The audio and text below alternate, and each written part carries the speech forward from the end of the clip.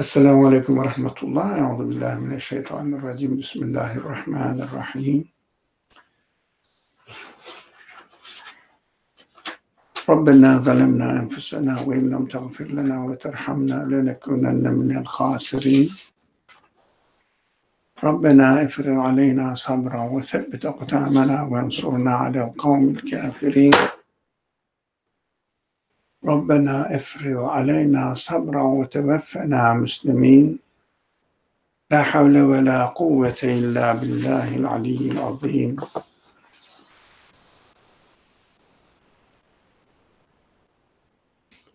وصل اللهم على محمد وعلى آله وأصحابه وأتباعه وسلم. الحمد لله رب العالمين. We were left off, actually, the last sentence of the first paragraph on second proof, the book of creation. You remember? We said we have some things to discuss here. Can you also verify from your phone if you can hear the audio?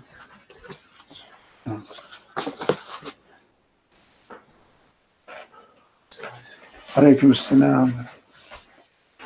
So, but it is directed to a specific goal in accordance with the established laws and aims in many amazing purposeful consequences. It strengthens belief in God with which God implanted in our eyes. Okay, we can read from here. It is directed. Who's going to read? I should or you. And I shouldn't because I'm not. I can read. Okay, so you can. Where are we reading? No, it is the last two sentences actually. Last two. It is directed to the last two sentences of the first paragraph. Okay. So again, we're reading from Seabed of Light. We're on page 2 for us, under the heading of Second Proof, the Book of Creation. Last week we read most of the paragraph and discussed it. And hopefully today we'll be discussing the last two sentences as well. It is directed to a specific goal in accordance with certain established laws and ends in many amazing purposeful consequences. It, I believe, is it referring to the particle mentioned earlier in the paragraph? Yeah, I think that's what it is. Oh, it is. Oh, I'm puzzled. Let me see. It strengthens belief in God. Which God? Maybe the book of creation in general, don't you think? Well, I think a particle would also refer to a created. Yeah, also represents the book of creation. Yeah, for us, one particle is enough. So instead of saying the book of creation, we can say a particle. Right. You are right. Okay, but I think to keep it general, the book of creation is directed. Yeah, the Book of Creation is directed to a specific goal in accordance with certain established laws and ends in many amazing purposeful consequences. So certain established laws in the way they are created. Right. And laws and ends in many amazing purposeful consequences. The consequence of existence is endless. Purposeful means, first of all, if something is purposeful, it must be meaningful. So meaningful also in relation to human life must be useful as well. Yeah, purposefulness. As far as we are concerned, the purpose must be useful for us, meaningful for our intelligence or on our feelings. Now, the book of creation is arranged in such a way that it carries the meaning, conveys the meaning to my intelligence, to my mind, and to my feelings, to answer the request that I see in myself, and also to my bodily need, that it provides some benefit for me so that I will experience the life of physical world in this existence. So I will have two sides responding to my needs at the same time. I am looking for meaning for my existence, and the book of creation, the laws, I understand the principles in its existence, which must be established by a conscious being, because in the universe, in its essence, there is no conscious, but not essence, maybe too strong word. In its elements, there is no conscious being. But principles need conscious being. But that's what the materialist language or philosophy calls natural laws. Laws means principles. Yeah? If there is no conscious factor in something, can you say it's a principle? For example, out of chaos, you find principles consolidating each other endlessly, supporting each other, working together in harmony. Well, I don't know how do they say natural laws by itself and leave it alone. If you accept laws, it means you accept principles. If you accept principles, you need a conscious factor, agent behind it. I don't understand. My mind doesn't work there. It means my mind cannot say yes, that the universe existed by itself and established its own principles of existence. Okay. So since these certain laws do necessitate a conscious will,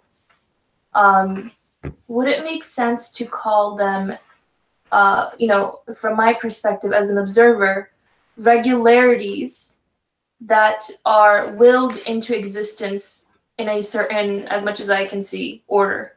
Because I feel like the term law denotes a sense of independence in the entity itself, as if you institute a law and it exists independently, whereas from my observance, I see that nothing in creation can act independently or enforce anything independently. Yeah. So it seems to me like what I observe are continuously willed regularities in creation. No. One thing, it is right. Another thing is law cannot put itself into practice. And because, for example, if there is a law, it doesn't mean that it will necessarily act on its own will. Even the human-made laws need agents, executors, to put them into practice, to execute them. But it is a minor business, of course, minor point. Of course, what you say, whatever you do, the language is regularities, principles in creation.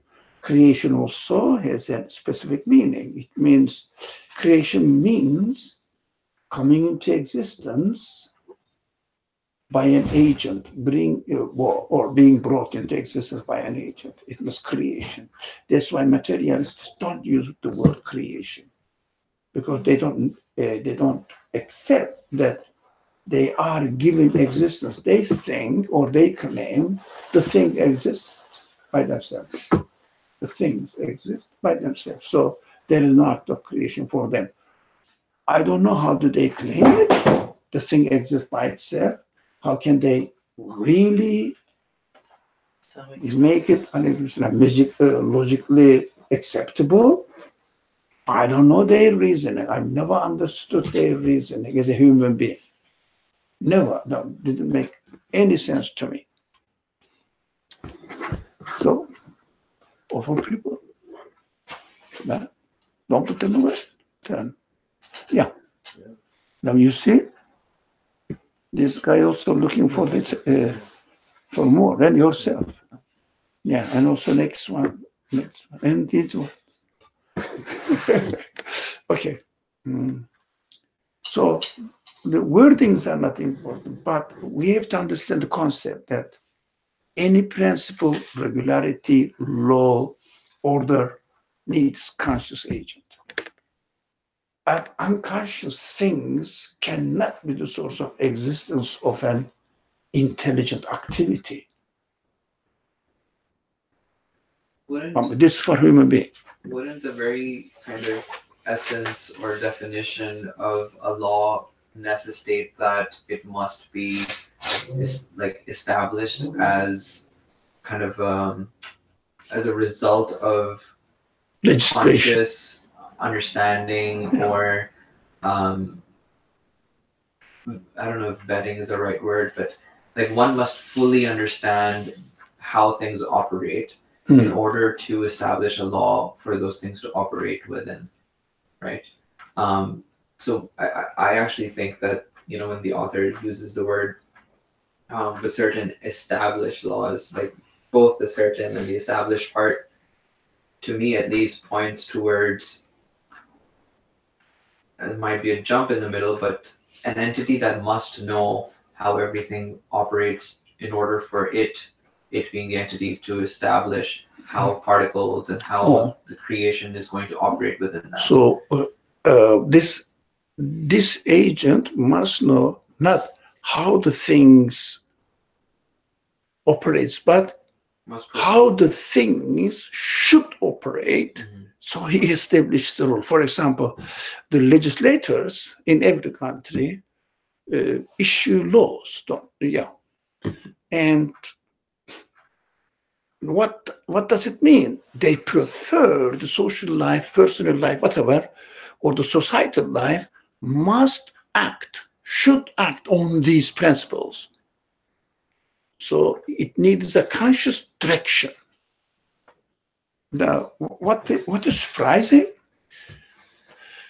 Studying the universe and calling them laws, but at the same time putting an adjective next to it, natural laws, and cheating with the people, cheating the people's mind, saying that by using natural, it means it happened by itself.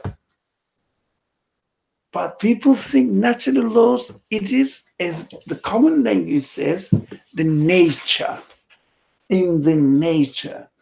But under the disguise of laws in the nature, what they say, natural laws, they really, how do you say, hint or direct the language, direct the mind to the claim that the laws happened by themselves, nature, no agent. So this is a trick, don't you think? It's like Moses' Staff. No, trick. Pharaoh's magicians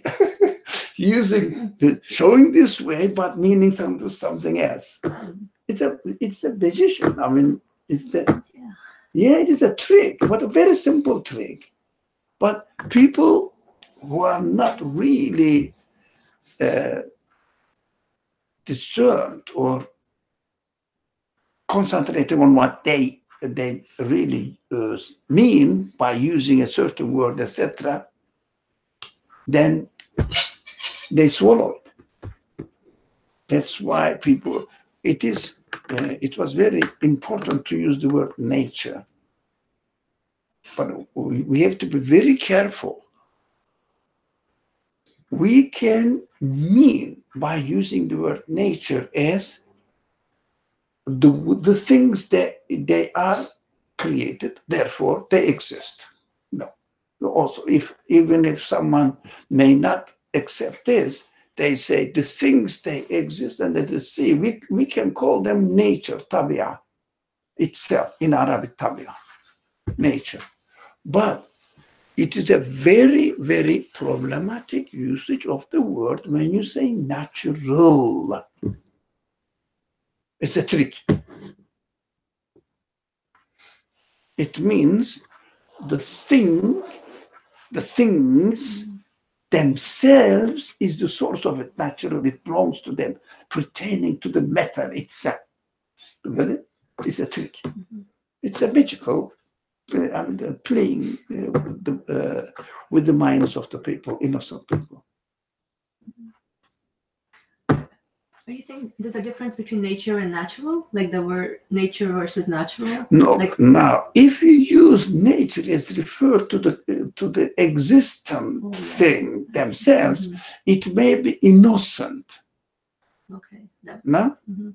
Maybe people don't mean that it created itself when they say this is a beautiful nature. It means beautiful existence. I'm not using, specifically avoiding to use creation because they say, oh, it needs another argument. It begs another question. So, okay, I'm not saying, but people may be innocent, but what the people do, materialistically conditioned minded people, they use this innocent word in the language of ordinary people, daily language, and make it a philosophical statement that infers what? The things happen by themselves. Natural. You can say laws established in the existent world. We can use this. We can say, okay, established in the world. Where did the law came from? But if you attribute the word law pertaining to nature by saying natural law, then it is a trick. It's the magic. Just the magic. Yeah, not real. Mm-hmm. And just as an additional comment, oftentimes the way in which things or observed principles in the universe are given names in the first place is through a descriptive act, right? I observe something happening every time another thing happens, so I give it the name law to describe what's happening. And then in turn, though, when I ask for the explanation of the event, the description itself is used. So it ends up being circular in a way in which the descriptive act is turned into an explanatory act, and the law itself is used to explain itself. Yeah, no, that's a good point. So descriptive language turns into explanatory term. And of course, what is the aim of it? Deliberately arranged so that this description comes an explanation of the existence of the law itself, attributing it to nature itself, natural laws. Yep. It is trick, isn't it? So, for example, the author uses here certain established laws. Yeah, you can say.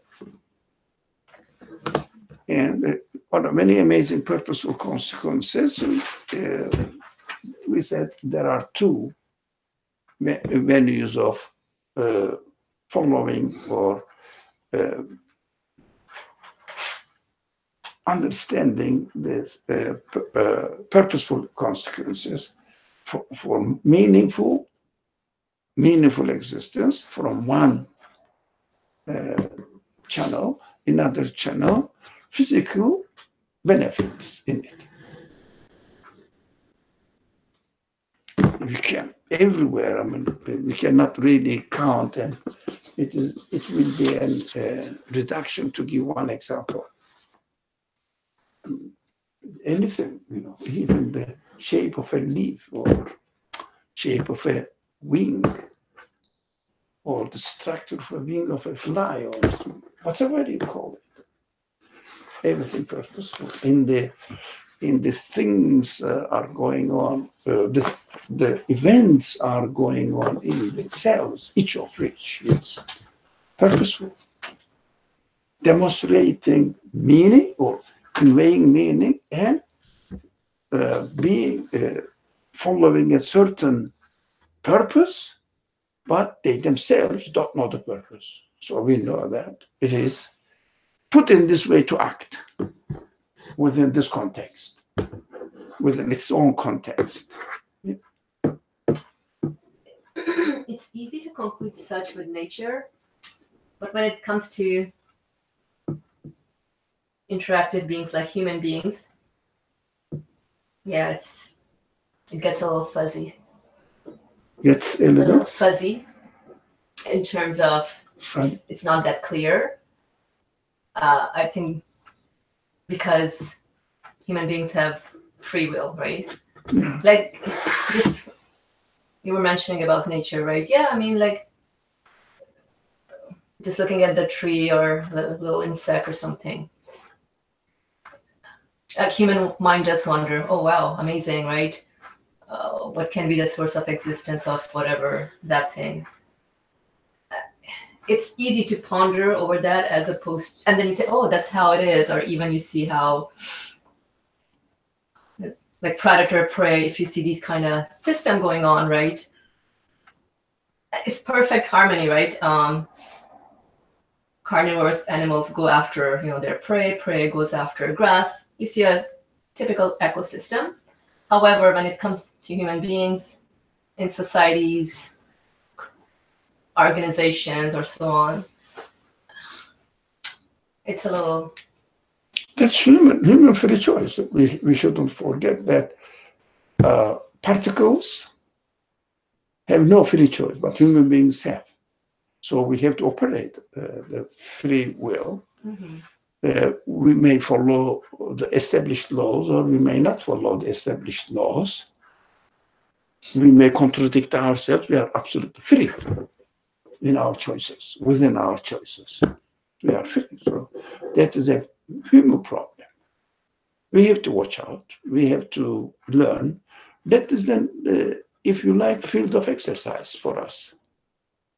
We have to either follow the established laws in the creation and in our own creation as well. That is the last sentence that we are going to read today. Last sentence of the paragraph. And we follow that inner faculty, or we may reject it. You know that we are free to kill ourselves or kill anybody, anything. We are free. If we have a tree in our garden, you can kill it. You are free. You cannot make a tree, but you can kill it. But that is what free will is. No, free will cannot create, but free will can go against the established laws. But free will cannot add anything to established laws. Rearrange it, but it's not adding, utilizing the established laws. Yeah, that makes sense. So you say, oh, I'm acting according to the order in the universe, or order within my inner faculties. yeah. That makes sense. Even though that contradicts some with your inner faculties, but you still obeying the order. But yeah. Yeah, nothing So, adding to it. Nothing adding to it. We cannot add anything to it. We cannot make any heart, the second heart in our body, but we can make it by imitating the laws, established laws in creation, artificial heart. Mm-hmm. But we can cut an heart, kill it. That's the difference between using the free will in the right way or wrong way, or contradicting to our nature, or how the established laws function, or go against it. We can. Also, when we choose to kill or to go against the established laws, Again, we can do it within the principles of the established that makes laws. sense. Yeah, that is interesting. We cannot go beyond it. Because you question the source of existence of this order. Yeah. Then. So we obey. We can obey the order, the established law in the existence of a tree, that if you do this, it will die. And I can choose that option. Do you ask this question? So, what is the source of existence of this?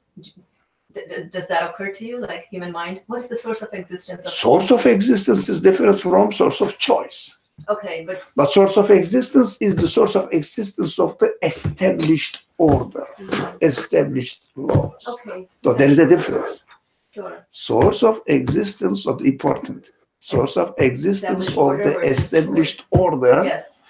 is the creator of the whole universe. But I am the source of existence of my choice, but again, choice is given to me. But does it occur to you? Freely use it. Does it occur to the human mind, right, to question what is the source of existence of something, a phenomenon, an order, or Yeah. right? Human mind asks So the what do source you- of existence. So how do I define this what? Like, what am I looking for when I question such? What? It means it is a confusion, because source of existence is different from source of existence of anything. Is different from choosing one thing over another thing to function in the established order of the universe. Okay. Cutting the tree, for example. So But what is you the- cannot create the act of cutting. Right. So what is the source of existence of this act of cutting? The one who established the order. What is the source of existence of the one who established the order? Source of existence of the no, it is not within the universe. You cannot ask the same question as you ask to the universe. No, it is. It is Oh a yeah, I can't do that. Yeah, so the one who established the order, and who's that one? What no, is it is the not one? within the universe. So you cannot use any language to describe that source of existence of the universe.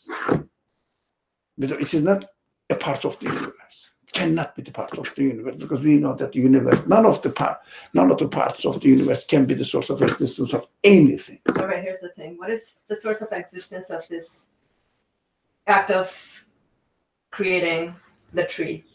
So the one who established the order. Of The one who universe. created the universe. What is such a one? Who's such a one? I mean, I was the one saying that. It is the one. That is your conclusion.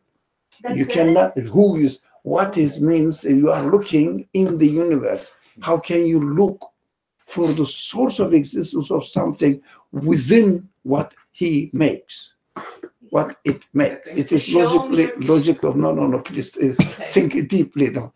It is just playing with the words. Yeah, you're That right. we That's shouldn't waste time. But I was just going to add to the exchange. I was just going to say that the very nature of the question would not be applicable. Like the analogy that I can think of is, for example, if you look at a human being and you look at, let's say, just an object like a piece of paper, you can say that a human being needs air or oxygen and food to kind of survive, and therefore you can start questioning the nature of human survival. But when you look at a piece of paper, those very same questions won't apply, because the nature of existence of a paper is slightly different from, let's say, the nature of my existence. So the moment you understand the nature of existence of something, the questions will start to change, because some questions will not apply. Now, when you're coming to, correct me if I'm wrong, when you're coming to the source of existence of creation, the questions of creation cannot apply to it, right? So at one point you're understanding like what gave existence to creation, right? A creator. So now the nature of existence of a creator changes, so therefore you cannot, the very question cannot apply to the creators, like what gave existence to a creator, because the nature of existence of a creator by definition is different from the creation.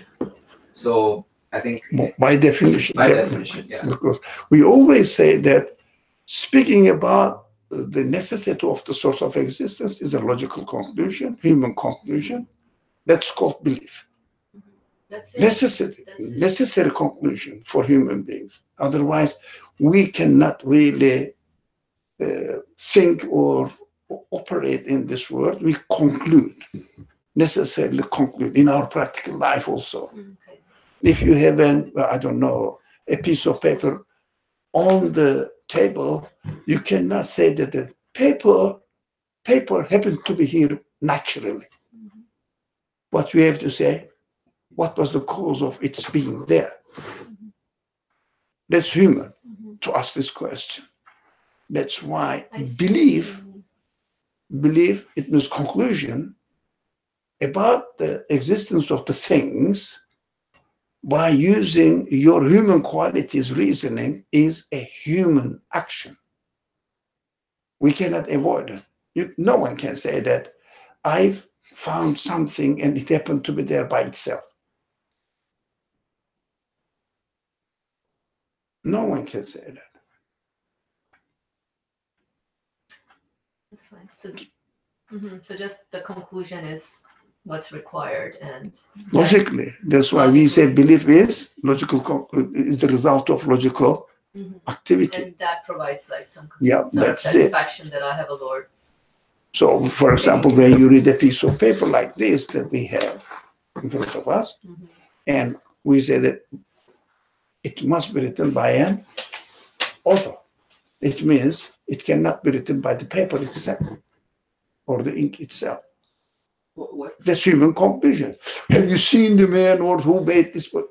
It's logically misusing or really misrepresenting the analogy. Here's the thing. It's not just an analogy. Let me give you a scenario in the created world, how things work. Let's say somebody sends you a present, right? Obviously, the first thing you look, oh, who's the sender, right? That's the first thing. Oh, okay, cool, right? I mean, and then you also want to kind of meet the sender. You're like, okay, like, he's been sending me like lots of presents, let me go say hello, right, in person. No, I think you have been enough in this class that analogies can be taken only for one purpose. Because analogies are given where?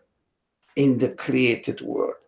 Two elements of the analogy are already existing within the universe, but they are different levels. Now, sunlight and the sun, analogy. Mirror and the sunlight, analogy. Right? For example, using this example, the sunlight is reflecting, or the sunlight which is reflecting in the mirror, we say, since the mirror cannot be the source of existence of this light, because mirror just made of glass, and human beings know that the glass cannot produce light. That's my experience tells me. Now, so there must be a source of light. That is analogy.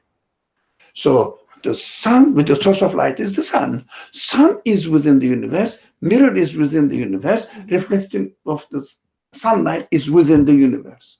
Now, you cannot go further and saying that what is the source of existence of the sun? You say, oh, there must be air. What? If you use this analogy, saying that this world is reflecting certain qualities, and the elements of this world cannot produce these qualities, so obvious as this glass cannot produce light. This is my experience, and I can see it, I can experience it. That's my conclusion. So the universe must have a source of existence, because it cannot be its own source of existence, right? So the same logic as you go for the sun in the analogy, because two parts are within the universe. But when you come to the source of existence of, when you arrive, saying that there must be a source of existence of this universe, this source of existence of the universe is not a part within the universe. So you cannot ask the same question. It is a conclusion. It is a conclusion. Human conclusion. That's it, period. there must be a creator. There must be an originator. There must be an orderer. There must be a knowledgeable one who planned the world, put it into a certain form. There must be. Let's believe. If someone asks this question, misusing the analogy, saying that what is the sort of existence of the one who gave existence to the universe, it means he is logically deficient. I'm sorry to tell, but those people say this. There are philosophers claim this stupid, illogical statement. Not only you and me, those people who produce volumes of books trying to legitimize with a materialistic ideology. They use the same stupid argument, illogical argument. Yeah, that's what's going on. You must know it. When you read the atheistic materialist or naturalist philosophers' argumentations, behind it always there is something inconsistent or contradicting. I was gonna say that, you know how you said, it's the conclusion, like coming to the conclusion that there is or must be a source. Yeah. There's so much importance in coming to that conclusion, right? Or in that answer. And as I'm looking at this text, it becomes a means of explanation of every question that you can possibly have in this creation, right? Like the answer to why of not just who or what is the source, right? But it starts answering why everything exists the way that it exists. And as the author says, like it ends in many amazing, purposeful consequences. Why and how, but primarily how. Yeah. Primarily how the things are coming into existence. Yeah. And then you can ask. You may not ask either. But the fundamental question is how the things are coming into existence. Because I can explain how the things are coming into existence by investigating the existence itself. But why is the mind of the author? So I cannot speculate on behalf of why. Can we at least, Or on behalf of the one who gave existence to the universe and his mind or his understanding, his purpose. I can see only what I can observe within the universe. But whatever I can observe in the universe within my scope of experiment. Yeah. So it means how. I can only study how. Those people don't take the general language that this shallow thinking people claim that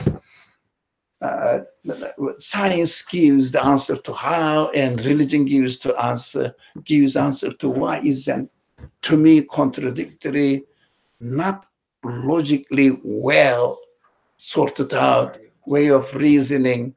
I'm avoiding to use stupid reasoning. It's just stupid reasoning, in fact, to me. It's not contradicting. Stupid means that contradicting the way the human mind works. but in a way, it does answer why for me, like not necessarily why from the author's perspective or why from the creator's perspective. It is your speculation. Yeah, that's right. Because that the wisdom in creation is, I would say, speaking to the intellectual or logical question that I exist with. But definitely we have to be very, very careful about it. We cannot ask any question related to why if we have not reached the satisfactory answer by examining the question how. Right. That is what that's what the Quranic principle. Quran never says why. Quran always says how. And that is also not because we are imitating the Quran, but we understand the wisdom why this book emphasizes on kaifa, how, not why. That's my conclusion, but it is my understanding. I cannot talk in behalf of the Creator, what he meant, or I don't know. But what I understand here, these things need a conscious being for me. That's it. Why? I cannot explain them in another way. And I explain their existence in another way. That's my human conclusion. Yeah, I'm satisfied with it. So after coming to a satisfactory conclusion about how, you can say, I think the tree is created for, it means why? Now, for a purpose or something, that is my conclusion. Do I know the mind of the one who gave existence to the tree? How can I speculate on this? Because he is not a part of the universe. He is not within my experience. Right. I was going to say that my conclusion, as long as I'm not manipulating Or speculating. No, sorry. Yeah, I want to get to manipulating part first. So Okay. the analogy that I'm looking at it is, if I go into a room and I see a painting, and I'm looking at that painting, it being the painting itself somehow speaks to me, right? And I can form conclusions, and I can say, okay, this painting seems to be a very pleasant scenery, and therefore I find it pleasant, and it makes me happy to see such a thing. No, that is your conclusion. Yeah. Maybe But- true for you. Yeah. Yes, but my conclusion is entirely happening within the truth in creation. So it's not that I am speculating outside of what already exists. But for example, the same Yeah. painting on the wall, hung on the wall, may give you pleasure, Yeah. and may remind somebody a bad experience he had in the past, and he doesn't want to see it. So he says, it's very bad to be here for it. Right. So you can say it is wonderful. These are our perspectives, speaking as a result of our own conclusions, but we can never speculate for the one who made the picture or the painting and who hung the painting on the wall. We don't know their mind, especially if the actor, if the agent is beyond this universe, not within the scope of this universe. I can never speculate on it. This is what I cannot talk about. Why? At all. I'm struggling with this just to add to your point, I would say I agree in its entirety, right? Meaning, if I'm saying that the painter painted this beautiful painting for me to, let's say, be happy, then that is definitely a speculation. If I'm saying that is it, like there's no other meaning beyond this. But if I do say that as a result of my exchange with the painting, I feel happy, and the conclusion, or I guess with the understanding that the maker of the painting must also be my maker, must be aware of what I can conclude with. Again, your conclusion. Yes? Your conclusion. Right. You can speculate about your Yeah. conclusion. That's what we have to understand. Because I know it is very difficult to overcome this prejudice, which is established by the tradition of the language of the believing people. Mhm. They keep saying that Quran, the Wahi, the revelation, God tells me the purpose, the existence. Yes, that's my understanding. Yeah, but when God says, I created the universe for you to benefit, but my duty is not to imitate him. Oh, is this created? Question. Is this created to benefit me by the one who created the universe? He aimed at to benefit. I can explain, I can examine the existence of this thing and understand that I have some perception of benefit in it. According to my capacity, I say, oh, and there is a purpose within me. I cannot imitate God's speech. That is the fundamental mistake in the way that the people read scripture. Try to imitate God. Try to copy God's mind. No, it is a direction. It is not, God is not really revealing its absolute qualities. It must be absolute because it is not a part of the universe. So it is not real, but it is directing me, guiding me.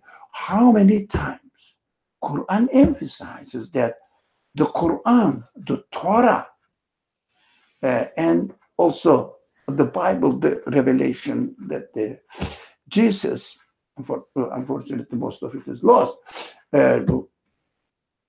Jesus received, they are all what? Guidance. It means guide. What does the guide do? Tells me, take this direction if you want to do a certain thing, right? Tells the direction. Or it doesn't mean that guaranteed. No, what you do, you experience it within the universe. You cannot experience the source of existence of the universe. So you have to go. Let's say you are hungry, you want to eat. The guide says, okay, do you want to eat? Do you want to go to a restaurant?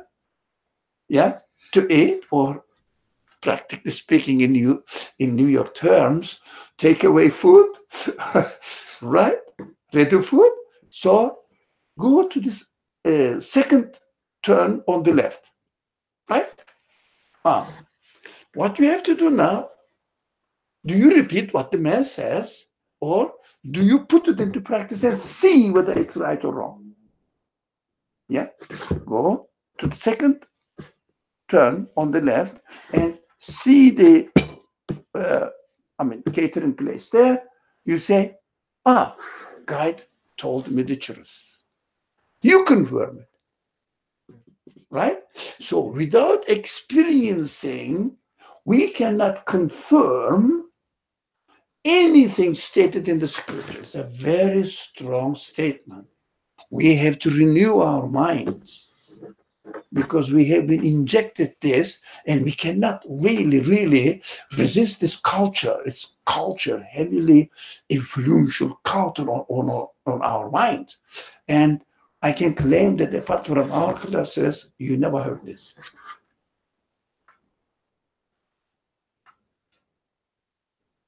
That's what I don't hear in the society, in the community, in the believers, not only Muslim believers, Jews, Christian, whatever, believers. I don't hear it from them. Why? I don't know, but I'm not satisfied with that approach. So this makes sense to me. I have a question. When an engineer or architect builds something, or developers developing an app, developer knows exactly what he meant. Yeah, or what the app is going to go through, I'm going to have to update it after a while. He knows exactly, right? The app is going to act this way and that way, right? Qasim's point about, whatever I conclude, my maker must know what I conclude, right? I conclude, but within the sphere of, or the scope of your deduction from the way it is created, your deduction. Wait a minute. What do you mean? You cannot really know the mind of the so I'm the app. Progressor, not the programmer. Yeah. You don't know the mind of programmer. But what you can do after using it, applying it, You say the mind, the purpose of the programmer must allow me to do this in the program. That's your conclusion. Is never related to the mind of the programmer. You don't know the mind of the programmer. No, wait a minute. You cannot Wait a know. minute. I'm the app. I have a developer. Sorry? I'm the app. So you are the developer, yeah. The app. The developer made the application. Well, you are not the app. So created. I must have a creator. yeah, you are giving I'm some. the app. I must have a developer. Yeah, Are you we- are giving some qualities Yeah. to understand the wisdom of the developer. But you are giving that what you are supposed to do. You have to use your qualities for yourself and come to a conclusion. Yeah, you can come to a conclusion, but this conclusion is your conclusion as far as you are So concerned. whoever made me must know exactly my ins and out. What will I But conclude? it doesn't mean that the one who made you Mhm. revealed all his absolute qualities to you. You are not absolute. Potentiality wise. But you are not absolute. Yeah, but within the created world, it points to the absolute, but it's not absolute. I think Your we're talking potential. about two different things. What I'm trying to get at is whatever I am made to conclude, my maker must know. That's your conclusion. That's my what? Conclusion. That's my conclusion. Yeah. That's it. Then my maker must know that I will conclude such and such, Yeah. that I'll conclude. But that's your conclusion, and you are responsible for your conclusion. Know that this is my conclusion. Even if I cannot speculate about absolute as far as the creator is concerned. I was just gonna say, because I realized what when I said what I said, what was wrong in that was, even if we're saying that my maker must know what I can conclude with, that itself, the statement itself, is actually just my conclusion. It's not really. It doesn't make it the reality, right? It's just, again, it implies that I know how the maker thinks. If I say the maker must know. Yeah, that's what I understood. Okay, that I'm that makes qualified sense, to yeah. conclude about him, Yes. but it doesn't mean Sure. that to comprehend him. Right. So it's just my conclusion. Every time I'm Yeah. saying, going So, through, it's it my is- conclusion. It doesn't mean that it is relative to you and it has no reality. No. It has a reality, but you can express the reality only within your capacity. It must have a reality because according to your understanding, this universe and your existence must have a creator, right? The existence of the creator is real for you, but speculating about its capacity, about its intention is your speculation. That's relative to you. For example, when you read the Quran, you understand the Quran or any scripture, you understand something in it. I see. Now, it doesn't mean that I encompassed all the minds of the author of the scripture. But you conclude that this book must have an author, and you investigate more and more. Oh, the new things come, new ways of applying the same statement in various ways. You say the author must have endless quality because author is not the book, this book of the universe. Yeah. So the existence of the author is universal conclusion for you, but the capacity of the author is relative to you. You must make the difference clearly.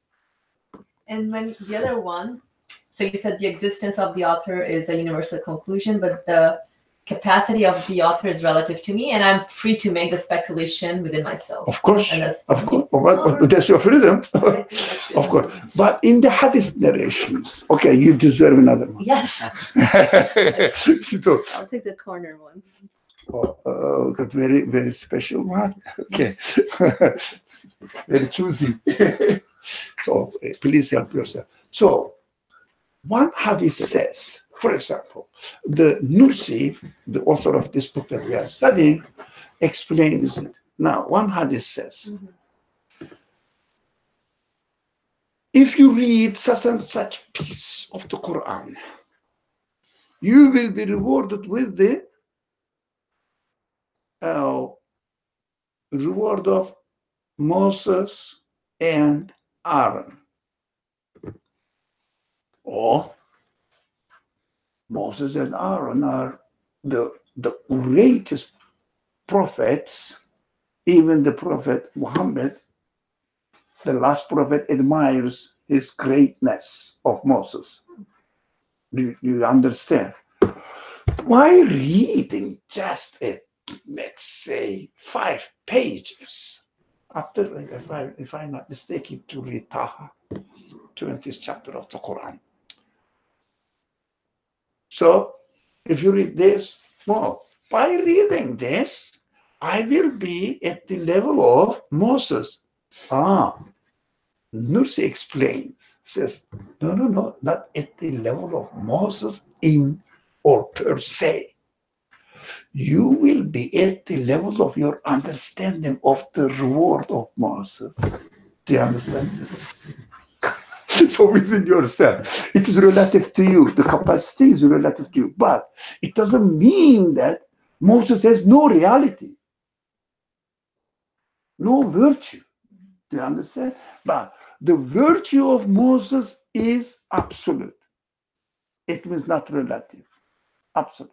So your understanding of the virtue of Moses is relative to your capacity of understanding. The virtue of Moses is absolute? What does that mean? Must be the existence of the virtue of Moses. Moses must have it is a metaphor. Moses and the reward of Moses. Oh, I see. Now, so your understanding of capacity of something, within your capacity is relative to you. Mm-hmm. So it is your conclusion. But in reality, did you encompass all the virtues of Moses? No. So, for example, you can, the hadith, the second meaning of hadith, the side, not the side really, the hidden meaning of hadith, this. You know that Moses is a prophet who was the guide and representative of many qualities of the prophethood, messengership, in many aspects, as far as it's mentioned in the Quran. Okay? When you read Surah Taha, chapter Taha in the Quran, the secret of Moses is there. Read it accordingly. Don't read it as a robot or, I don't know, in a tape recorder. Read with this consciousness. See, as much as you can, how these sentences I am reading, verses I am reading, includes the meaning which is like the virtues of Moses. It is worth it. If you ever read Surah Taha like this, that's it. You are guaranteed paradise. That's why the Prophet says, read in this hadith, instead read this chapter of the Quran, which includes in it the virtue of Moses, the Prophet Moses. Accordingly read it, seek for it, search for it. But of course it is hinting. The Prophet speaks in a very simplest way, but hints great meaning. So we have to be really very careful and attentive while we are reading the hadith. What does it mean? What does it mean? What does it mean? How can I benefit from it? If you read it literally, you just lose. You just lose everything and you just insult the Prophet. It's just so simple, man. No, it needs somehow effort. Okay, let's go to the second sentence. The last sentence of the paragraph. it, the book of creation, strengthens belief in God, which God implanted in our inner faculty so that we may find him, and which is a sample in us of the unseen worlds. Yeah, which is a sample in us, in us of the unseen world. Unseen world is what was the unseen world? Let's redefine it. The word we conclude about its existence, but it is not a part of the universe. That is the unseen, right? A somehow comprehensive definition of unseen. So it is what I have here, a sample. Sample means what? Now, a factory produces, but nowadays is Mehmet is so we can make a comment on smartphones. Continuous, thousands, hundreds of thousands, million, maybe millions, right? Now, it sends one or two of them to the, how do you say,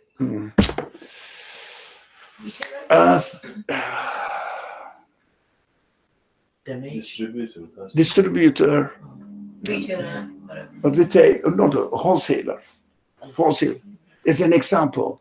Look, our last production, the series of last production is this. There's one of them. Only one of them, right? You take this, study, investigate, and find out the qualities in it, and you say, this machine has such and such qualities. Is it against? Is it? It is the result of your investigation of the sample, right? It doesn't represent the capacity of the manufacturer. How many? How much? Right? That is sample. We have samples of the manifested qualities of my creator. Yeah, everything has samples of manifested qualities of its creator so that we can read it. The manifestation, we can deduce it by examining how they exist, not why, how they, right? Now, human beings have these samples given. So this wholesaler, let's say, oh, come on, represent distributor, right? The distributor has one or two of them. Yeah? And then introduces the product to its own customers, clients. Yeah, we will understand this, but the distributor doesn't know how much the manufacturer is producing, how many, doesn't know. But the producer says, well, okay, we have the capacity to satisfy the needs of American people. So it means, okay, I can distribute it and sell it in America. Yep. That is how it works. This is an example. Just again, another simple analogy. So in us, the qualities of my creator, the samples of the qualities of my creator is innate in us. These are called our inner faculties, right? To be used to understand after examining the universe under the guidance of the, if you like, guidebook, if you have it. So if you don't have it, you examine the universe. Still, you are interacting with the universe. So you have to use it, but we have to understand that these samples are given to the distributors. The distributors are not the producers of these samples, these gadgets, whatever they are, right? They are just, we are just users. We always use this word. Human beings are just consumers, consuming what they have been given. Nothing more. We are not producers. We just consume. If you call the distributor, oh, I've seen your advertisement. Now, that's how it works nowadays. So can I buy one or two of them? Distributor says, yes, I can send it to you. You may think that distributor is the maker. Yeah. So what you have to do, you have to go to the distribution store. You said they are not producing it. Yeah. They are receiving and sending it to you, making money out of it. So when you look at the universe, the tree is distributing the fruit. Or the best example, even better, the milk is produced by the cow. So when you get milk, you say, oh, that's a wonderful thing. Who made it? Somebody, a materialist or naturalist, say, cow made it. You go to the cow. It is within your scope of examining, testing. So experience. Go to the cow. Cow is not making it. Oh, who's making it? Right? This is an example. Just an example. Who can be the maker of the cow as well as the milk? Yeah? So the materialists say the cells of the cow are making it. Cells of the cow are making it. Go to the cells. Put under the microscope. Investigate it. Whether the cells are decision makings in their activities. That I will do this, I will do that. Or cells, every single part of the cell is subject to the order of the universe. They cannot act freely. They have to follow the order of the universe. They cannot go from here to there. They cannot choose, right? So we have to investigate and say, no, cells cannot be the source of the actions or production of, but they are the means. Yeah, of course. When you get the, let's say, smartphone from the distributor, you see that the parts of the distributor is arranged, established in such a way, established laws in such a way that they function in this way, but it is not them who is the source of existence of this functioning. You say, who made it? Definitely your mind looks for a source of existence of this machine. Right or wrong? Program, source of existence of this developer of the program. Right? Your mind says, there must be some conscious being who made this machine. The parts of the machine cannot make it as they are. It's so simple, right?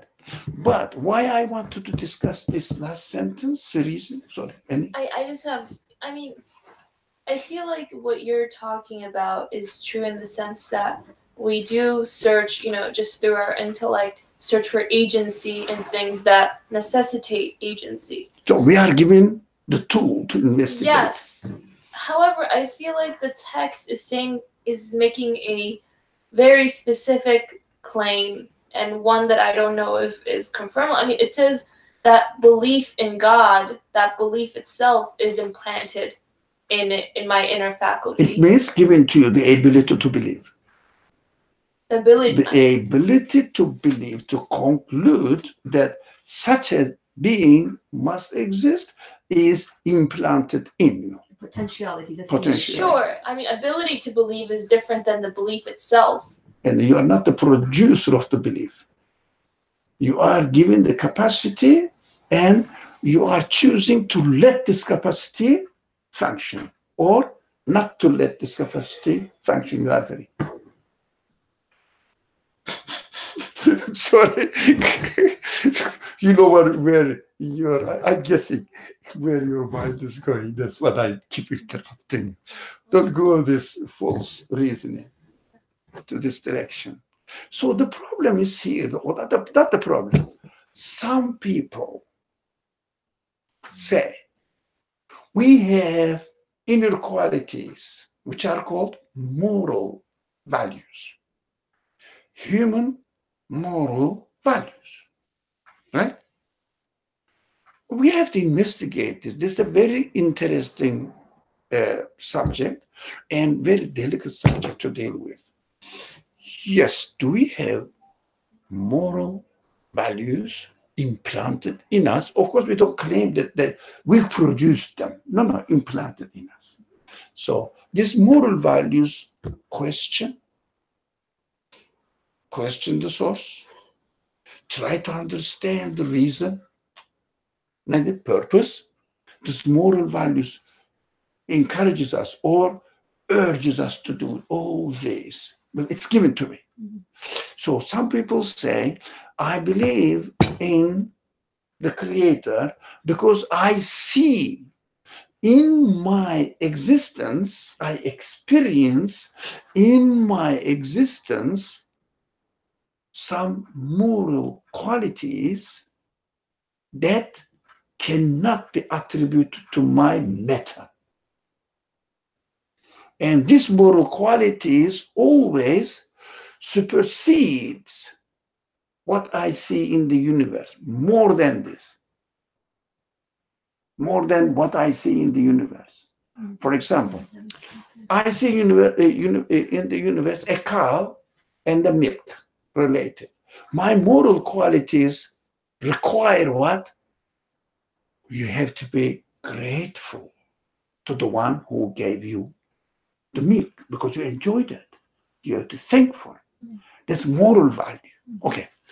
So I have to thank whom? So I remember reading a very simple-minded, stupid philosopher saying that we have to thank hens for their egg. They produced egg for us. So, okay, go to hen and investigate hen. Can it be source of existence of the egg? Is it really aware that this is going to even produce egg? Right? And it is established law of existence. It is employed as a means to give result into eggs, like the parts of smartphone employed to function in a certain way that it is programmer or processor intended to. They don't function themselves. No, cells of the hand cannot function by themselves and choosing to produce egg because the hand is not aware of anything and the particles are not aware of anything. They have to exist as they are given existence. They cannot go beyond the whole order of the universe. They have no choice. So yes, the presence of the moral values in us is one of the ways of concluding that, yeah, these qualities necessitate a conscious creator, right? These qualities, because my cells cannot be the source of existence of my moral values. So people may say moral values are inherited from the society, but of course it has said I am interacting with other people, learning from the experiences of other people. Yeah, that is how my life is. But at the same time, it doesn't mean that the moral values are produced by the society and the society is a conscious agent. No, we are all acting in it as we are created, as we are made. So moral values is one way of starting the investigation of their source of existence?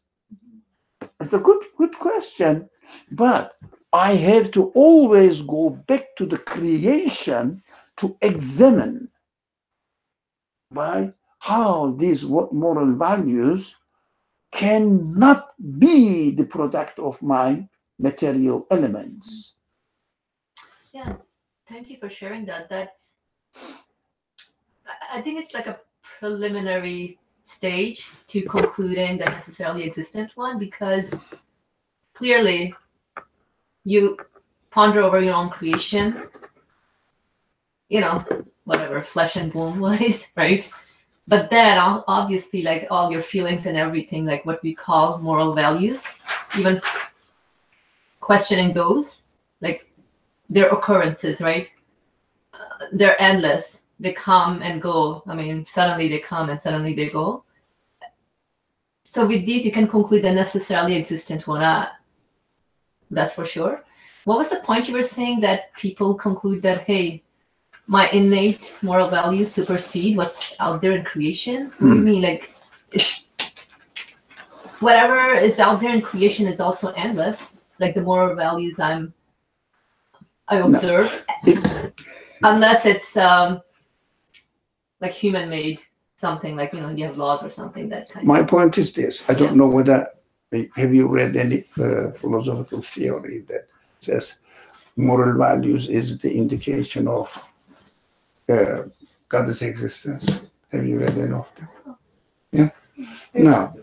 No. What my purpose of bringing this subject into discussion, you can use your moral values, your innate faculties, right, as you are made, by practicing them under that's the addition, under the witnessing of the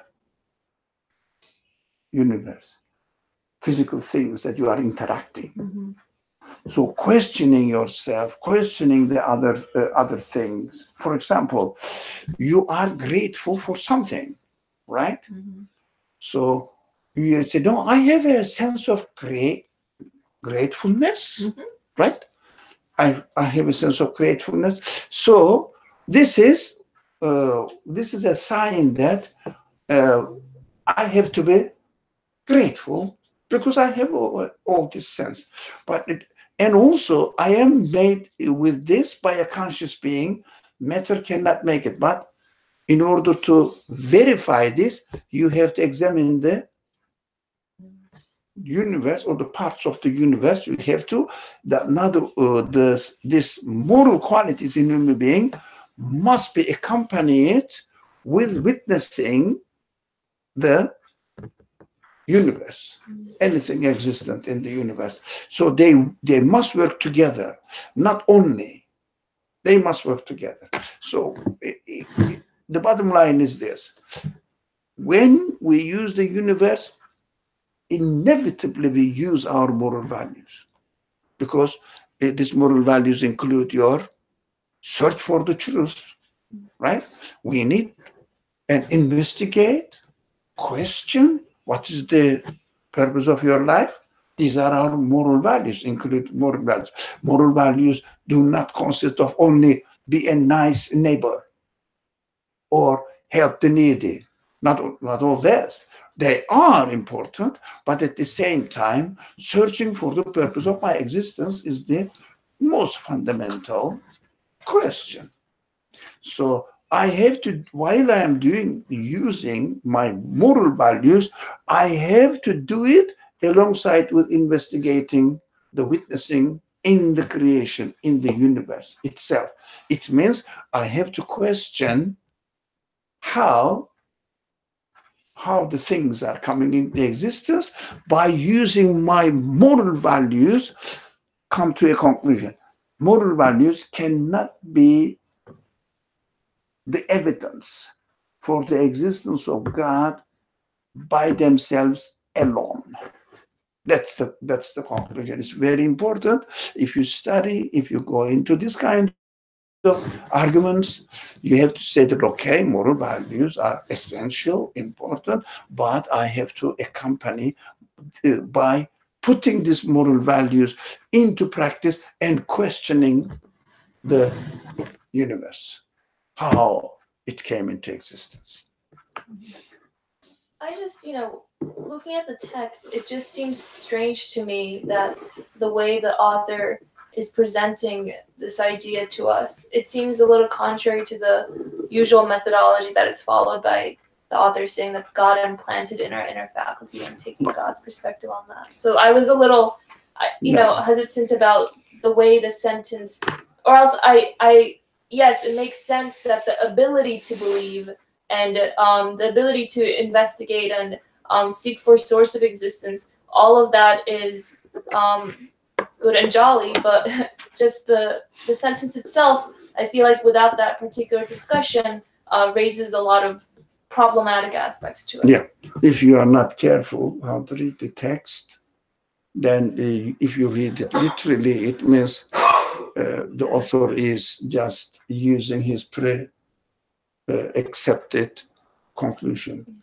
not verifying it. But we have to, that's why I say, and we say that all these present tenses and to be, must turn, must be, need to return, must be. It means if you, the author is suggesting, look, if you investigate it, you will definitely understand that God implanted in our inner faculty. It means there must be a one who must have implanted in our inner faculty so that we may find the one who gave us. Him means the one who gave the source of existence of these innate faculties, and which is assembled in us of the unseen universe. It means which must be assembled in us of the unseen world. It means what the word refers to needs interpretation. So, but we have to know that the author is trying not to alienate the audience, the reader, because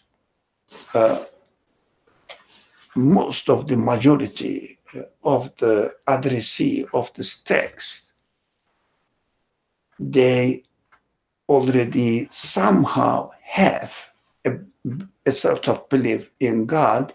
So he is utilizing it and saying, look, when you say God, you must mean this, right? The one who implanted in me my inner faculties.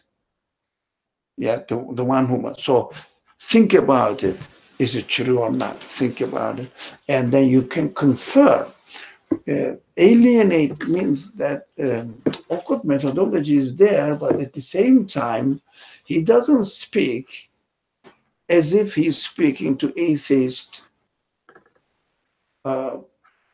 conditioned-minded people. But he doesn't speak in this way. That's why the language needs interpretation. So from time to time, we see that he speaks to the mind of the one who determined to deny, to accept anything beyond the capacity of this universe. So he speaks to them directly. The Quran does the same thing. So he speaks to them directly, but Quran is a guide. We say, look, when you do this, you have to come to this conclusion. Use your capacity, you will come. In this way. So it is a guide. It is a guide. So we should read the text as a guide as well for ourselves. Why? Since generally the Quran or the author of this book doesn't really address people as if they are all atheists. But in our classes, we emphasize that we cannot use this language in this society for ourselves, because we are first investigating people. The second, we are under the influence of certain culture which imposes or injected already us that you are a believer, don't worry about it. So we challenge. We challenge this cultural influence on us, and we must. Otherwise, what we will do, then we see in the world, I don't know your experience, but I'm quite sure the people speak with their prejudice or pre-developed belief or pre-accepted belief in order to explain the reality of religion or the truthfulness of the revelation, etc. Using their pre-existing belief makes the questioning people deny the language they use. So what in our classes, I always say that we have a training class. We cannot speak in this age, in this society, to the people that we are addressing. We say we are not addressing the people in Muslim communities or Christian communities. We are addressing human being in general. We have to develop this language because it is the age. It is the requirement of the age that we have to develop this language.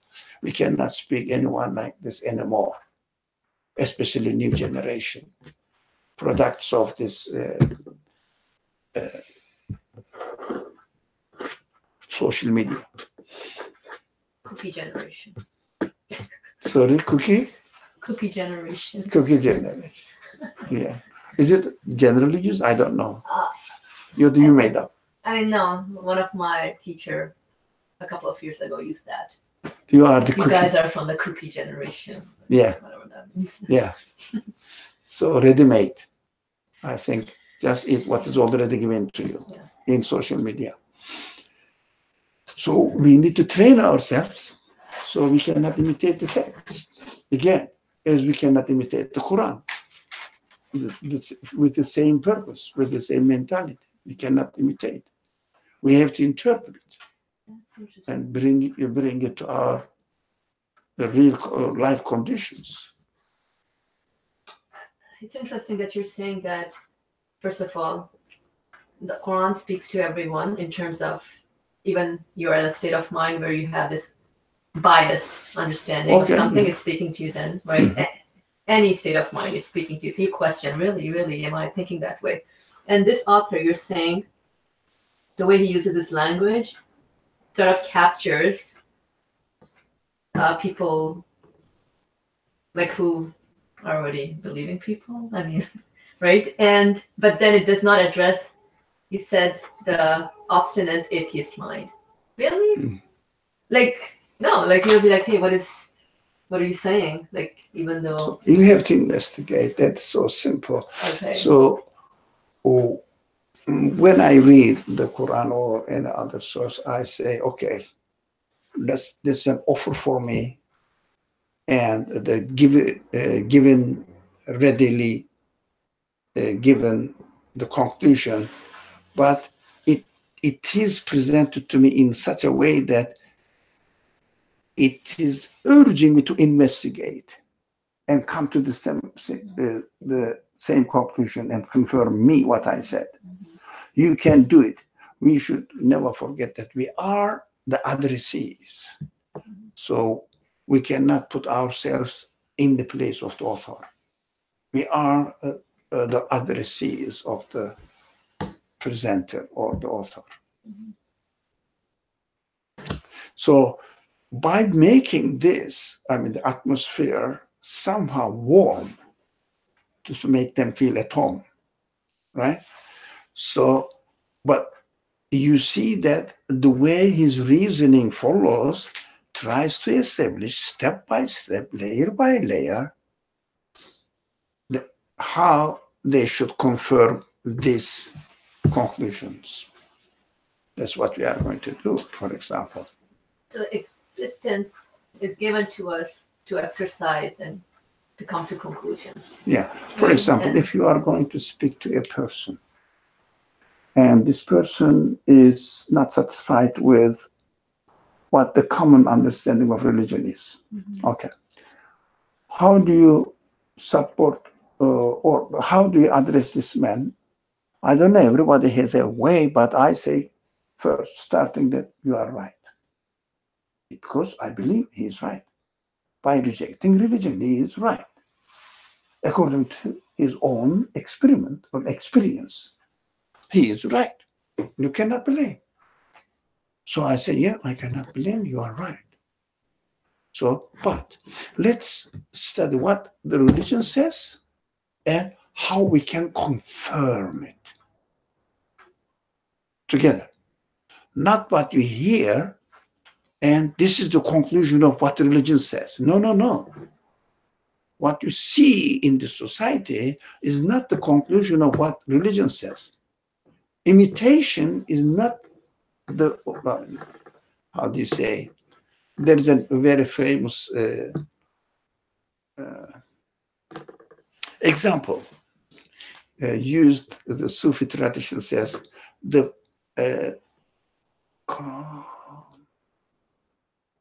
counterfeit money or gold glittered cannot be the original gold. Yeah, so counterfeit money cannot be the original, genuine, original money. So if you really examine it, you can easily understand. Right? They call it this, what's this, ismuth? Something ismuth. You check with the criteria. Checklist? Sorry? Checklist? No. You can use this as a criteria to check what something is or genuine or not. They call it something ismuth. Something is ismuth. Or razor. Somebody, nothing, what is that? Whose razor? Occam's razor? Sorry, say it. That's different though, I feel. Occam's razor. That's a different principle. Different, is it? Okay, it is different. I don't know. So you can use the criteria I'm offering to you, and you will confirm it comfortably. Don't worry about it. Okay. Well, we can continue. Okay. Okay. Are we done with this sentence, the last one? Oh. No. Okay. Can we freeze time? Ask the clock to freeze it. Um, Will it? It will happen. Then you are God. Okay. You are the creator now. If you will it and if it doesn't happen as a result of your will, you are not the creator. that is interesting. So simple. It's litmus So- check. Sorry? It's a litmus check to see if you're the creator or not. Like a Litmuses? litmus check. Like a way to Litmus check. verify if Yeah, something yeah, is true or yeah. not. Yeah, I when I read it, I understand. I cannot use the language because it's not. I don't hear and I don't use. But when I read it, I understand. Okay, litmus is something. Litmus is checking. Litmus check. Litmus check. Yeah. What's interesting and funny is that now, if you attend events, you have all these startups and they're like, oh, creator, and they have people's name. It just looks so funny, creator. Like Yeah. people's names. Like, hello. Yeah. That's why Everybody's a creator. among the people who claim that they are scientists or intellectual people, it is very challenging to use the word for the universe, for example, as the creation. The atmosphere has changed completely in the world. So you cannot say the act of the creator, you have to say nature. Is that the, how do you say, imposed or injected culture among the intellectuals of these people? They call themselves scientists. Yeah. So while you are discussing something with the scientists, if you say it is made in this way, they say, come on, don't confuse this subject with something theological. It is just your assumption. They said, but we have to change the language because the new generation are the product of this culture. Mhm. Now, it is very, very fast changing. Mhm. So generations are changing very fast. Yeah. Totally. So you are not an old person, and I'm an old person. I see the difference between you and me. You can see the difference between you and your niece and nephews. The difference, do you see that? Oh no, you don't. But it's you. Sorry, I'm not grown up yet. Wait. For after it's 5, 6. So you can check. He has definitely something either iPhone or Pad or something. Does he? No. No, good, excellent. I'm very happy to hear that. Very exceptional. Even the babies carried in the carrier or Carriage. The carriage. carriage. Baby carriage. Yeah, baby carriage. They have something in their head, don't they? How old are they? 8 months old? 1 year old? The whole family you see on the train. Mom, dad, kids. That's it. That's No, what they're but doing. even children, very, very babies. I don't know. Don't know how to walk. He's growing with the iPad and the social media. Oh, we have to change everything. We have to adapt ourselves to the next generation. Now we cannot repeat ourselves. That's why the language must change. But we're prepared for it. Okay. Are we done with this last sentence? Yeah. As far as I'm concerned, I think we had enough of it. Let's pass to the next paragraph. Okay. I just had a question about the sample part. So I understand the belief seed is within us. So we may find him, and which is a sample in us of the unseen world. Which is a sample in us of the unseen world. So unseen world, we define it as a necessarily existent one, which is not part of this universe, right? Must be. Must be not part of this universe. Even that part is must be not part of this universe. And this unseen world is the same thing as concluding the universe must have a source of existence. Yeah. Everything is just like the conclusion. And Concluding the same thing. Unseen world, absolute source, and so on and so forth. so the sentence says, the book of creation strengthens this conclusion. Yeah, the sentence starts with what? It strengthens belief in God. Oh, the book of creation. Now, the book of creation strengthens the belief in God. Your conclusion. It witnesses. Oh, yes, totally. That's why moral values must accompany with the witnessing of the universe. So we cannot separate it. We cannot separate the witnessing of the universe from our moral values. We cannot separate moral values and take it as independent, as if independent witness for belief in God.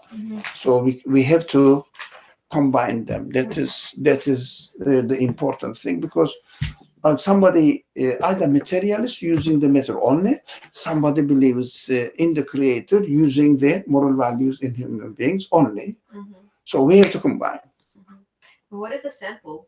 And which is a sample? Well, we said all the human potentialities. Human potentialities, a sample in us of the unseen world? Yeah, because to get these potentialities, asking for the source, looking for the qualities of the beings, describing them, defining them. Yeah, searching for the reason for your being, for yourself, of course. Yeah, all these are the samples given to us in order to know the source of my existence. In the language of the Quran, these samples are what? Altogether, ruh, soul, yeah, human spirit. That's why the Quran keeps saying that you came from the world of unseen. It means the absolute one brought you into existence, and you will go back to him. It means you will reach the conclusion about his existence and identify yourself with him. Identify yourself with your source. I belong to this source. I belong to this source. That's the sense of belonging. So if someone doesn't have this very simple logic, then he looks for a sense of belonging. We often studied this very recently in Wednesday class. Sense of or the source of belonging, or the point of belonging, as a family, as friends, as country, as state, nation, religion, this kind of religious community. I mean, this kind of meaningless conclusions. So we have to identify ourselves as belonging to the source of the existence of my humanity, not only my body, my human side, because of my potentialities that I have to introduce to my conscious by choosing it and saying that, yes, you belong, and coming to the conclusion that I belong to the one who created me. Right? What does sample mean? So like, I'm thinking sample. Well, gave the example of sample as the How about, smartphone. how about sample of, like you're going on the street and they're like, ooh, try our little new, piece Sorry? of, if you're walking down the street in the city, they're like, oh, try this little new piece of. Yeah, what does it mean? Yeah, the Sample, like little samples. You're like, delicious. Then you get once a mouthful, or Mhm. how is it called? Mouthful. Tasteful. Sorry? Tasteful. No. It's mouthful. Mouthful. Sorry? Mouthful. What you said. Mouthful, yeah. Mouthful. I didn't hear what you said. With the one mouthful, and what does it mean? Come to the source. It's not all. Wait a minute. So It's not all. I'm trying to connect this experience to the Okay. unseen world. You in yourself, do you have compassion for something? Do you have concern for somebody Mhm. around you? Yeah. Do you bother about your being and your future? Yeah. Are you really worrying that you may do something right, something wrong, and trying to? These sort of things are in you. You cannot deny. No one can deny it. It's with us. So it's a sample. So these kind of Yeah. feelings are a sample for. In order to get to know and introduce, through using my free will, the source of my existence to my consciousness, so that I will define myself in terms of his being the source of my existence, not nature or the universe is the source of my existence. So I don't belong to the universe, right? Universe and I altogether belong to its maker, creator. That's the conclusion what we are expected to come, or encouraged. Investigate this, you will come there. You will reach there. Then why it is not external to you. We always keep saying this. Oh, maybe. The understanding the qualities of the unseen world, which is the creator, source of existence, is not external to us. Because it is always misunderstood that the Quran introduced something that we don't know. It means we need to learn, but we have to utilize the means given to us in order to come to the same conclusion. But it gives an opportunity or provides me the means how to reach to this conclusion, encourages me, teaches me how to reach this conclusion. So connecting every feeling you have, anxiety, worries, to where it's coming from. As in the brownies you had, you divided them into pieces. You're like, oh, delicious, right? Samples are good, but hey, guess what? There's a huge tray there. Did you like it? For Yeah. example, no, not necessarily this one. Do you like something? Yeah. So the sense of liking, what does it mean? Question it, and you understand that I should like something, I should dislike something, and make a decision. That's how I am made. So which idea is likable for me or dislikable for me? That I belong to the matter only, and I'm going to be dissolved in the matter, because matter is my source of being or existence.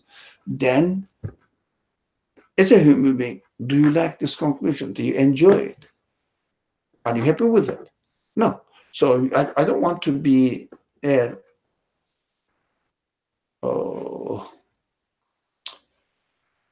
I don't want to turn into a compost.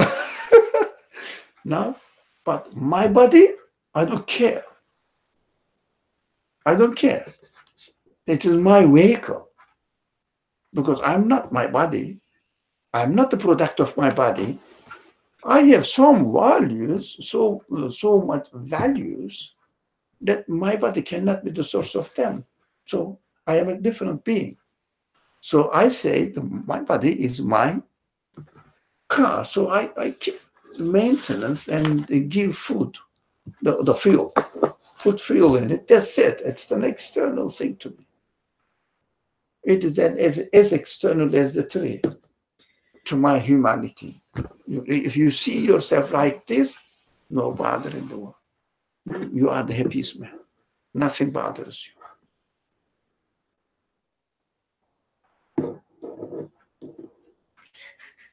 Yeah. Just disassociate yourself from your body as a human being. It means don't kill, it doesn't mean don't kill yourself, but you don't identify yourself with your flesh. So don't bother about the flesh, but only feed it. So for example, can you identify yourself with your car? When you arrive at the destination, what do you do with the car? Leave it there in the parking place. When it gets old, what do you do with it? Take it to the junkyard, which is the cemetery for my body. Junkyard is the cemetery for me. Or cemetery is the junkyard for me. Just throw it there. It's no good for anything. Yeah. If there is any good thing in it, they can reuse it. If there is no good anything, what do? They take it to the place where they burn the rust and get the metal out of it. What is it called? It's a plant. It is a plant. They purify the metal, so they rust it. So that's it. If there are rusty places, we are no good for anything. If we don't really purify our body and say, no, it doesn't mean. So but my body can rot, and I say, I have nothing to do with it. I'm not my body. Okay. I think the time is up. Maybe we just start the next. But I'm connected to body too, though. Yeah, you are. You are. So While you are driving, you are in the car, but you are not the car. You are not the product of the car. So you are in the car. So can you identify yourself with the car? Yes, some people who are not aware of their value identify themselves with the car or with the belongings they have. If they lose it, they get crazy. Can you imagine that you are taking away a smartphone from the hands of a 16 years old boy or girl? They are dead. Sorry? They psychologically fall in. Yeah, they have problems. They're dead. Even I hear that some people, some parents, I don't know what they do, none of my business, but some parents prohibit the people to use their iPhone for a while. The children, I hear that the children threaten them. Well, I'm not doing anything. I have nothing to do now. So I kill myself if you don't give me the iPhone. Because they feel completely empty without their smartphone or this connection with the social media. So the word is like this: identification is the one. That is the culture. Dominant culture is this, so we have to prepare ourselves for it. We have to be conscious of it. بسم الله الرحمن الرحيم سبحانك لا علم لنا إلا ما علمتنا إنك أنت العليم الحكيم وآخر دعواهم أن الحمد لله رب العالمين.